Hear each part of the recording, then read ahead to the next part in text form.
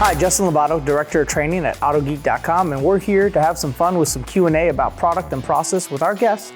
Hi, I'm Bruno Massel. I don't know if you watch Motor Trend Network, but I've had a couple shows on Motor Trend. I work for Fox Sports as a broadcaster, and I've been associated with Autogeek now for 10 years through my racing program. And I've had a little exposure to detailing, Justin, but I'm in no way an expert. You're the guy. So I'm going to play Average Joe today because I've got a little knowledge which could almost be dangerous. And one of the things I get asked all the time and I'm interested about is ceramic coatings. So BLACKFIRE has been a staple in my regimen in terms of my own cars to my race cars.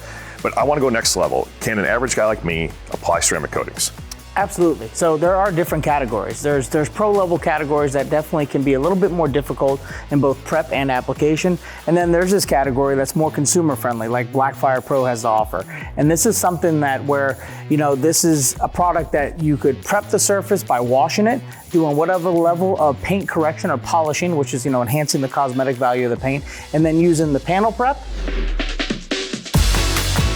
And then from there, applying the product itself. And it is user-friendly to the consumer because it allows them to work a 3x3 section and watch the actual material sweat off or flash to say, and then be able to smoothly take off the product and boom, they have a ceramic coated vehicle. So as an average guy, you hear ceramic coatings and you think that you've got to bring in an expert, and you just said you don't, which is great. So the BLACKFIRE product is user-friendly, but can you do any damage if you don't follow the instructions? Is there anything you have to watch out for that could lead you down a wrong path quickly, I guess? I like to look at the pitfalls and try and avoid them.